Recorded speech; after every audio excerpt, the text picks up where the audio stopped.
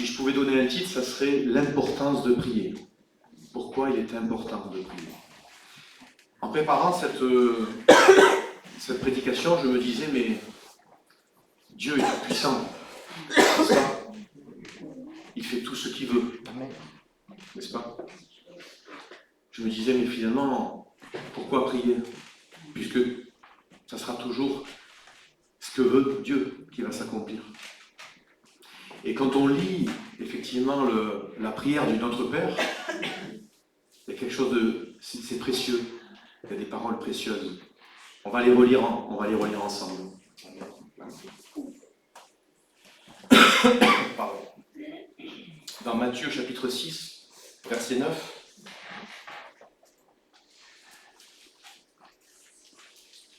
En français courant, si je peux le mettre.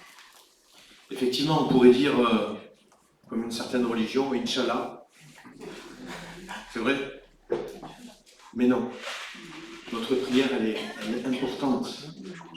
D'ailleurs, sa parole nous dit, priez sans cesse. Priez sans cesse. Il n'est pas marqué, travaillez sans cesse. Il faut travailler, hein, mais pas travailler sans cesse. Il n'est pas dit, courez sans cesse. Faire ceci sans cesse. Non. Priez sans cesse. Donc, c'est pas pour rien. Et on va le voir ensemble. Donc, dans Matthieu chapitre 6, verset 9, voici comment vous devez prier. Notre Père qui est dans les cieux, que chacun reconnaisse que tu es le Dieu saint, que ton règne vienne, que chacun sur la terre fasse ta volonté comme elle est faite dans le ciel. Donne-nous aujourd'hui le pain nécessaire, pardonne-nous nos torts, comme nous pardonnons, nous aussi, à ceux qui nous ont offensés ou fait du tort. Ne nous expose pas à la tentation, mais délivre-nous du mauvais, car c'est à toi qu'appartiennent le règne, la puissance et la gloire pour toujours. Amen. Amen. Donc, on voit bien que notre prière est importante. Pourquoi? Nous devons prier principalement pour que la volonté de Dieu se fasse sur terre. Cette volonté de Dieu, elle est parfaite pour nous. Cette volonté de Dieu, elle est justice. Son règne est justice. Sa volonté, elle est miséricorde. Le Dieu Tout-Puissant est miséricordieux. Donc nous devons prier principalement pour que la volonté de Dieu se fasse sur terre à travers nous. On doit pardonner, mais elle doit se faire sur la terre à travers nous, à travers nos paroles, nos comportements, nos pensées. Et donc notre prière est très importante parce qu'il est dit, cherchez le royaume de Dieu en premier, et tout le reste vous sera donné. Donc il faut prier pour que la volonté de Dieu se fasse à travers nous, comme elle est faite au ciel. Alors c'est vrai qu'on pourrait dire, mais la volonté de Dieu, elle n'est vraiment pas sur terre, n'est-ce pas? Mais si elle était sur terre, ça serait parfait. Donc c'est à nous à amener la volonté de Dieu sur terre par notre prière envers le Père et envers le Seigneur Jésus. Donc nous allons voir l'importance de la prière par plusieurs points. On va voir donc, d'ailleurs c'est déjà marqué, on le voit dans Éphésiens chapitre 6, verset 18. Il est dit, demeurez en communion avec l'Esprit par une prière persévérante. Car l'efficacité de ces armes, j'avais jamais vu cette parole vivante, car l'efficacité de ces armes dépend d'une intercession qui ne se relâche point. Donc on voit que les armes viennent sur nous, les armes de Dieu, ça dépend de notre prière. Plus nous allons prier, plus Dieu nous communiquera ces armes pour lutter. Et d'ailleurs, le premier point, nous allons le voir ensemble, le premier point, pour démontrer que notre prière est très importante, le premier point, c'est parce que nous avons un ennemi. Nous avons un ennemi qui est le diable. Et donc la prière nous permet de combattre. Et c'est pour ça que c'est le premier point de l'importance de la prière, pour combattre face à l'ennemi. On peut le voir dans Éphésiens chapitre 6, ce coup-ci verset 12. On va commencer par le verset 11. couvrez-vous, je ne sais pas si vous m'entendez bien, couvrez-vous entièrement de l'armure complète de Dieu que Dieu vous offre afin de pouvoir tenir ferme contre toutes les ruses de guerre du diable. Car ce n'est pas seulement de notre combat à nous qu'il s'agit. Nous n'avons pas à lutter uniquement contre notre nature terrestre, ni contre de simples ennemis mortels, mais contre les puissances occultes, contre une organisation spirituelle satanique, contre les dictateurs invisibles qui, dans les ténèbres, veulent contrôler et régir notre monde, contre la légion des esprits démoniaques dans les sphères surnaturelles, véritables agents du quartier général du mal. On voit bien que l'ennemi, il est rusé, il est fort, mais on sait que celui qui est dans notre cœur est plus fort que celui qui est au dehors. Amen. Il y a donc un combat à mener. Et pour remporter des victoires, nous les remporterons par la prière. Et la prière aussi, eh bien, nous aidera dans les mauvais jours, face aux épreuves. C'est vrai.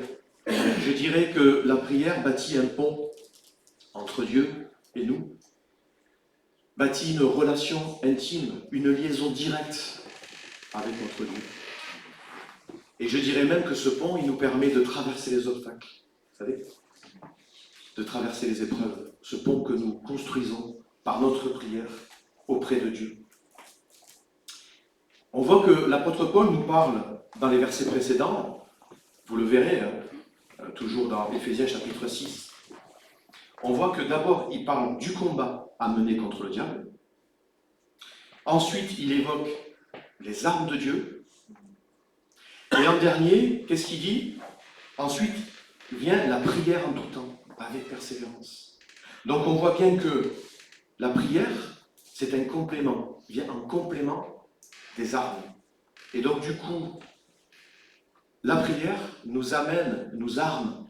Et vous remarquerez que dans la version parole vivante, il est dit « armez-vous entièrement ». Ça veut dire qu'il ne faut pas laisser de petites failles où le diable peut s'introduire et venir dans nos cœurs. Parce que lui, il sait, il connaît nos failles et c'est là où ça fait mal. On a chacun des failles, on bronche tous d'une manière ou d'une autre, mais le Seigneur, par la prière, nous donne les armes. La ceinture de vérité, la cuirasse de justice, les chaussures du zèle que nous donne l'Évangile, le bouclier de la foi, le casque du salut, l'épée de l'Esprit, et l'épée d'Esprit qui est la parole de Dieu. Il faut se revêtir de ces armes, et pour se revêtir de ces armes, il y a la prière.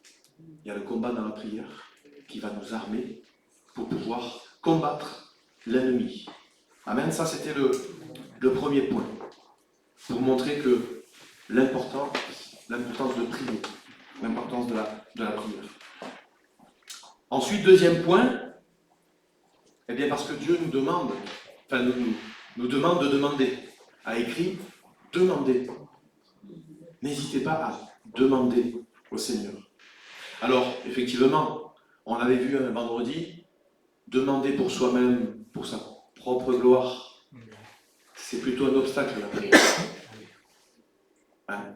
Si on dit Seigneur, donne-moi, des fois, je ne sais pas si ça vous arrive, mais on a l'impression que c'est la liste des courses, vous savez.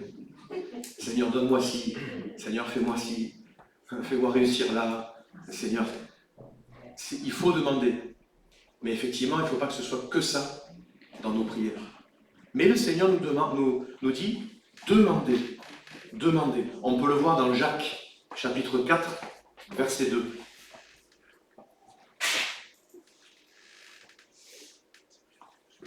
Dans la version Sommer, si tu peux.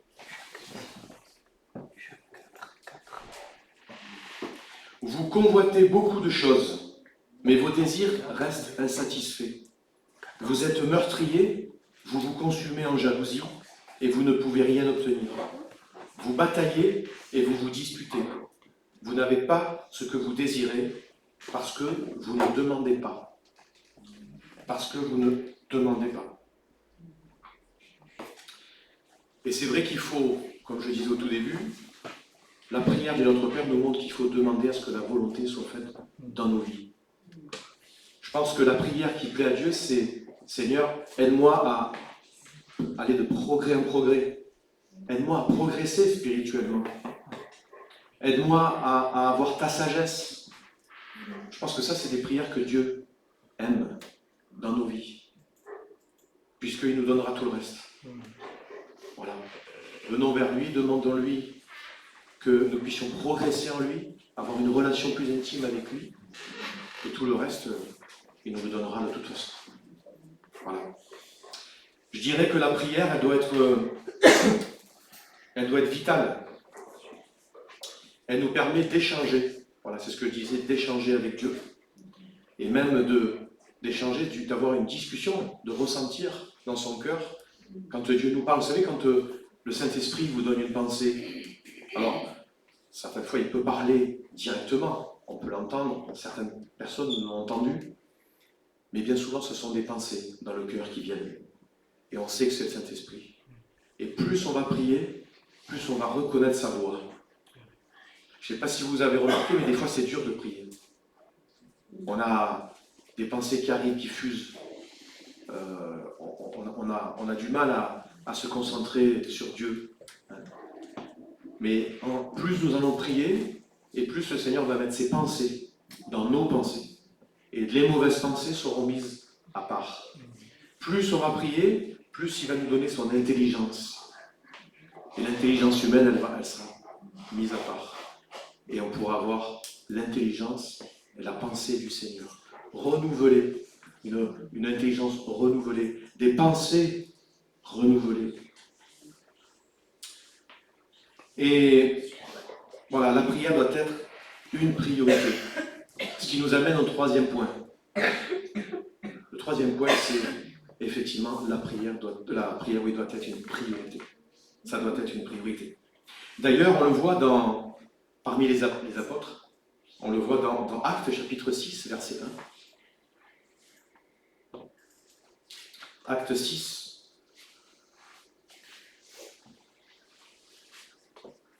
En ce temps-là, le nombre des disciples augmentait sans cesse. Des tensions surgirent entre les disciples juifs originaires des pays où l'on parle le grec et ceux qui étaient nés en Palestine. Les premiers se plaignaient ouvertement de ce que leurs veuves étaient défavorisées lors des distributions quotidiennes. Alors, les 12 apôtres convoquèrent une assemblée plénière des disciples et leur dirent « Nous estimons qu'il ne serait pas légitime que nous délaissions la proclamation de la parole de Dieu pour nous occuper des distributions. C'est pourquoi, frères, choisissez parmi vous 7 hommes réputés, dignes de confiance, remplis d'Esprit Saint et de sens pratique. Nous les chargerons de ce service. Cela nous permettra de consacrer tout notre temps à la prière et au service de la prédication. Tout notre temps à la prière et au service de la prédication. Alors, ça ne veut pas dire que les services doivent être délaissés ou sont moins importants. Mais pour les apôtres, il n'était pas convenable, ou il était même inimaginable de délaisser la prière et la prédication pour le service. Il était inimaginable. Donc c'était vraiment une priorité dans leur vie, et ça doit être aussi dans la nôtre. Alors je reconnais que c'est parfois compliqué, mais nous avons effectivement des choses importantes à faire dans la journée, toutes et tous. Mais cette parole a vraiment touché mon cœur aussi, parce que je devrais me dire, il n'est pas raisonnable. Il est imaginable que la prière passe après tout ce que je dois faire. La prière doit passer avant tout ce que je dois faire, non pas après tout ce que je dois faire. Et je le prends aussi pour moi. Quand j'ai préparé cela, j'ai dit, Stéphane, il faut que tu t'améliores aussi dans ce domaine-là. Il faut que chacune et chacun, on puisse s'améliorer et aller aux choses essentielles. La prière est essentielle. Elle est essentielle dans nos vies. Pourquoi aussi? Parce qu'on va découvrir que, à la suite des actes, elle a eu un impact positif. Dans Actes chapitre 6 et verset 7, il est dit « La parole de Dieu se répandait toujours plus. Le nombre des disciples se multipliait de jour en jour, à Jérusalem. On vit même de nombreux prêtres embrasser la foi et obéir au Seigneur. Donc on voit que la décision qu'ont prise les apôtres de délaisser les services, de confier ça à des personnes qui étaient remplies d'esprit quand même. Donc c'est important les services. Les services de vidéo, de la louange, de la musique, de la scène, de la sono, des enfants, tout est important. Il faut confier, bien sûr, à des personnes remplies d'esprit. Mais la décision des apôtres nous montre bien qu'il y a eu un impact positif dans la suite. Des prêtres se sont fait baptiser, se sont convertis. Et donc, on voit l'effet de la prière derrière. On voit les effets positifs et que la volonté de Dieu s'accomplit, finalement. On le voit dans Acte 6. La prière du juste a une grande efficacité, nous dit la parole de Dieu. Alors, que ce soit une priorité, d'ailleurs, ce quatrième point, on était au troisième point, le quatrième point, eh bien, on voit bien que la prière tient une place très importante dans la vie de Jésus. Et c'est pas pour rien. Si Jésus prend le temps de prier chaque jour, chaque matin, c'est que c'est très important. C'est très important. On le voit dans Marc chapitre 1, au verset 35, en français courant.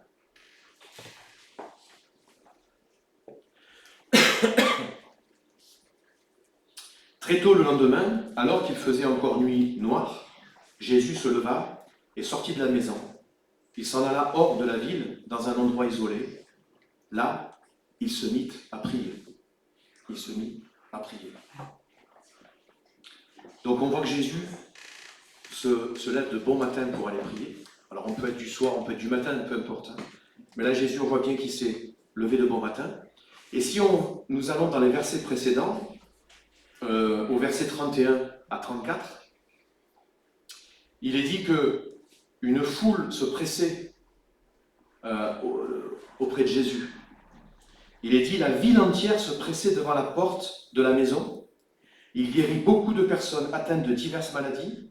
Il chassa aussi beaucoup de démons et leur défendit de parler, car il savait qui il était.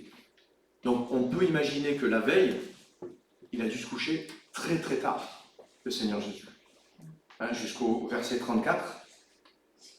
Et pourtant, il est dit que de bon matin, il s'est levé pour prier. On voit la relation de qualité qu'il avait avec son Père. Et c'est vrai qu'on voit aussi combien la prière est prioritaire dans sa vie. Malgré qu'il se soit couché très tard, la veille, on voit qu'il se lève très tôt pour prier. Et dans d'autres endroits des évangiles, on voit que Jésus a prié toute une nuit aussi. Donc la prière est très importante pour Jésus. Et elle doit l'être aussi pour nous. Je dirais que elle doit être vitale. C'est-à-dire qu'elle doit passer avant tout et pas après tout. Avant toute chose, pas après toute chose. Et Jésus nous a montré l'exemple. Et nous devons lui ressembler. Nous devons avoir son caractère. Nous devons avoir sa vision aussi. Amen. Le cinquième point, toujours Jésus, on voit qu'il continue à prier pour nous dans le ciel. On le voit dans Hébreux chapitre 7, verset 25. Il s'adresse à Pierre.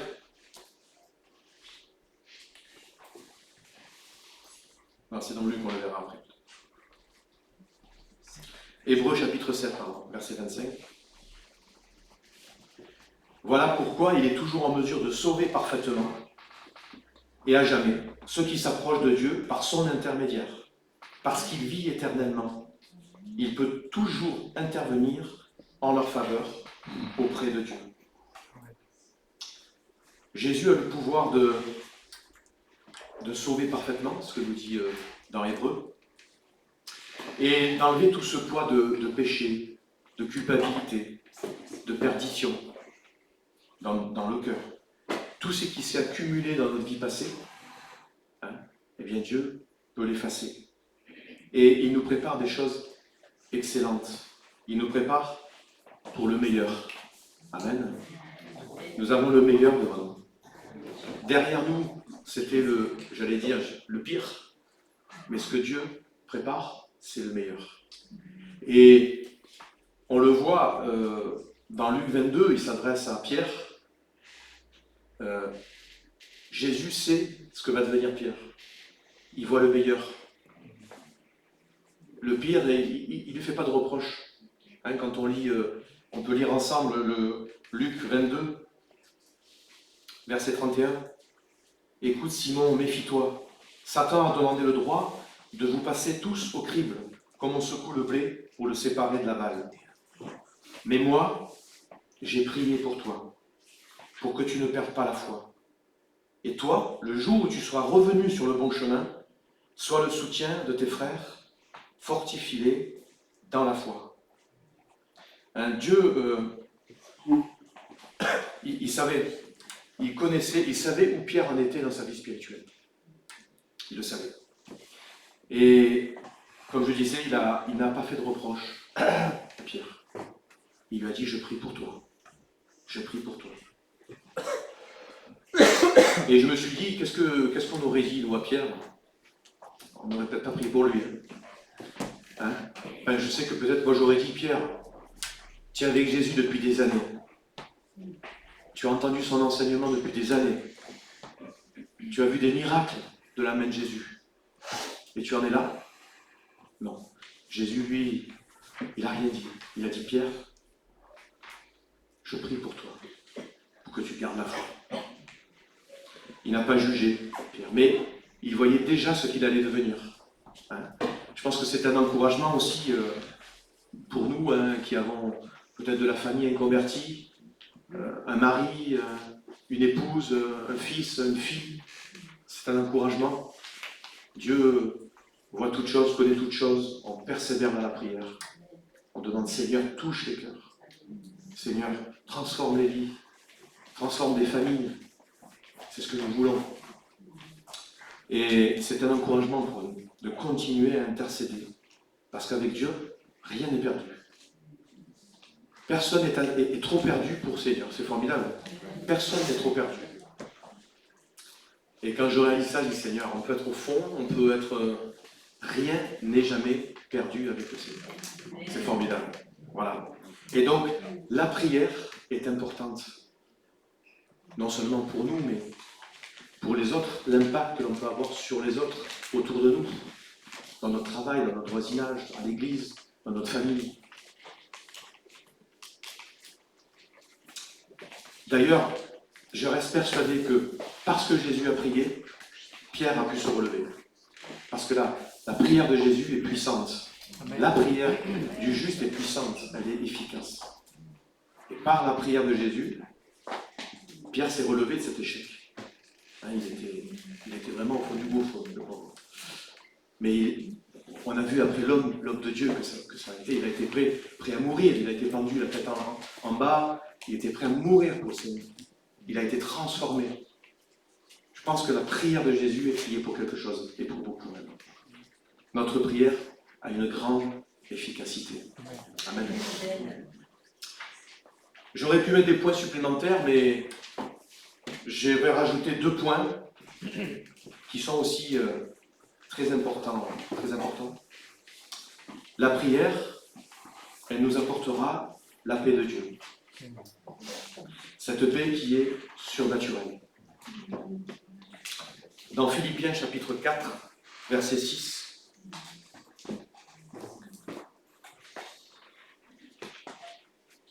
dans Parole vivante, n'entretenez aucun souci en toute circonstance, mais en toute situation, exposez vos besoins et vos souhaits à Dieu, en les lui faisant connaître dans vos prières. Intercédez avec confiance et sérieux. Exposez vos requêtes avec précision, sans oublier d'exprimer aussi votre reconnaissance.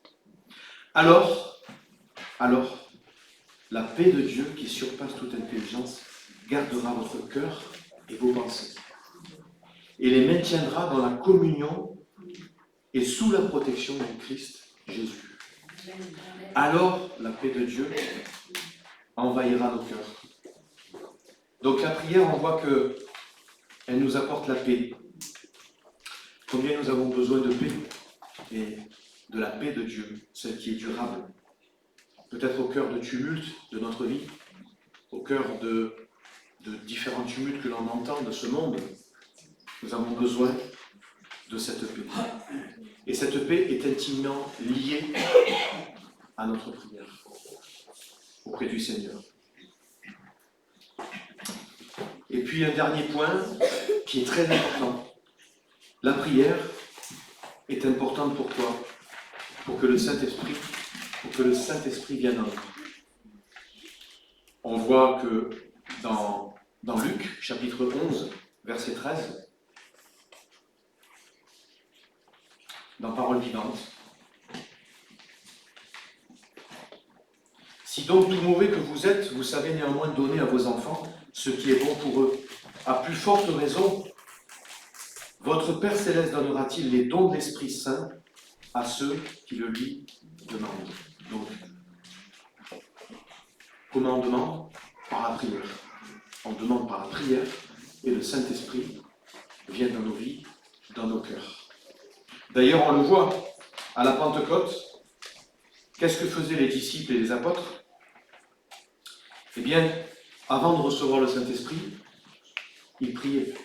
Ils étaient ensemble et ils priaient ensemble. Et ce Saint-Esprit, qu'est-ce qu'il fait en nous? Je dirais qu'il consume tout ce qui n'est pas à la gloire de Dieu, mais aussi il nous donne ce feu, il nous donne ce zèle, et il nous donne ce feu, cette passion de Dieu, et cette passion de la prière en même temps. D'ailleurs, c'est lui, il est dit que c'est lui qui trouve les mots, c'est lui qui sait ce qu'il faut qu'on demande au Seigneur. C'est lui qui sait être agréable au Seigneur. Et donc la prière, on voit que les apôtres et les disciples étaient dans la chambre haute, ils priaient et ils ont reçu le Saint-Esprit. Et ça change tout. Ça change tout, ça fait de nous des témoins. Ça fait de nous une nouvelle créature.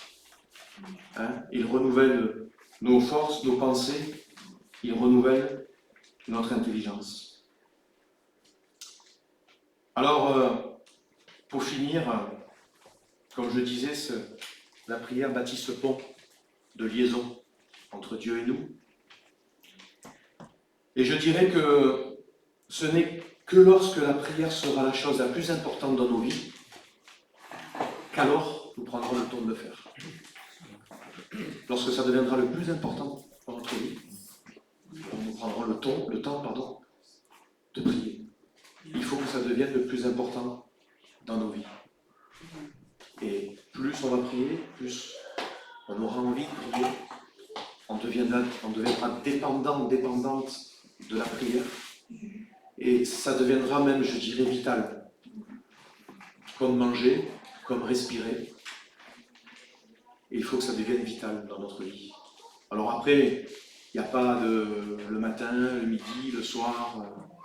Comme disait le frère, le Seigneur recherche un cœur sincère. Des adorateurs en esprit et en vérité. Et voilà, j'espère vous avoir convaincu, si ce n'est que vous ne devez pas être convaincu, vous n'avez pas besoin de moi pour être convaincu. Mais voilà, la prière est très importante. Jésus nous a montré cet exemple de prière, de soumission aussi au Seigneur. Et gardons à l'esprit que voilà, il faut vivre, il faut construire sa vie autour de la prière finalement. C'est ça qui est vraiment important. Voilà ce que j'avais à vous dire ce matin. Amen. Que Dieu nous bénisse, on va prier.